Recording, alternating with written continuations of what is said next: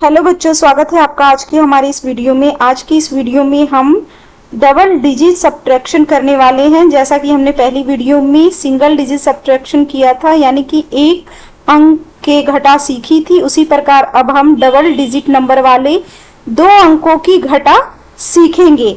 तो चलिए शुरू करते हैं। जो हमारा पहला सवाल है वो है 2 - 1, यानी कि दो में से एक को घटाना है। दो में से एक को घटाएंगे तो हमारा आंसर होगा 1, और फिर एक में से 0 को घटाना है, यानी कि एक में से कुछ भी नहीं घटाना है। तो यहाँ पर सेम 1 आ जाएगा, तो इसका आंसर होगा 1।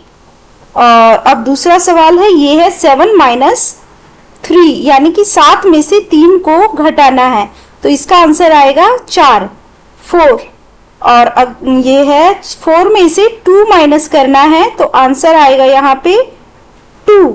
तो इस सवाल का आंसर हो जाएगा 2, 4।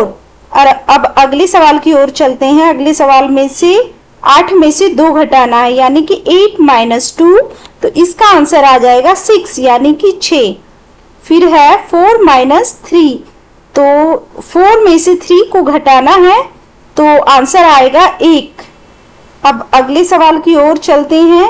ये है 5 - 4, यानी कि 5 में से 4 को घटाना है, तो आंसर आ जाएगा 1, यानी कि 1।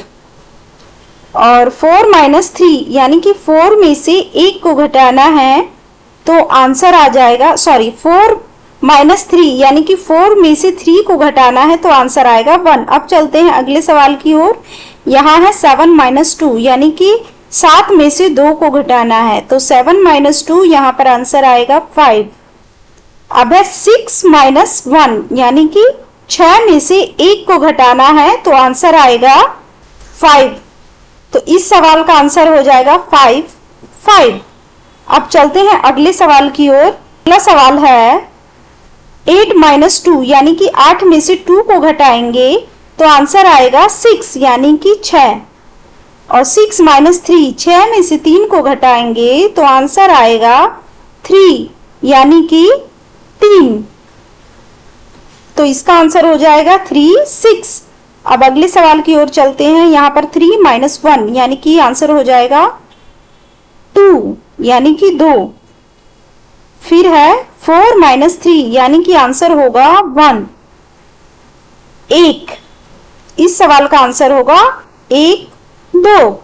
अब अगले सवाल की ओर चलते हैं। यहाँ पर है 5 - 2, तो इसका आंसर हो जाएगा 3, यानी कि 3। फिर 7 - 3, 7 में से 3 को माइनस करना है, तो आंसर आएगा 4। तो इस सवाल का आंसर हो जाएगा 4, 3। अगले सवाल की ओर चलते हैं। 9 में से 3 जाएगा, तो आंसर होगा 6, यानी कि 6। और 8 में से 4 जाएगा, तो आंसर होगा 4, यानी कि 4। तो इस सवाल का आंसर हो जाएगा 4, 6। अगले सवाल की ओर चलते हैं। 5 में से 3 जाएगा, तो इसका आंसर हो जाएगा 2।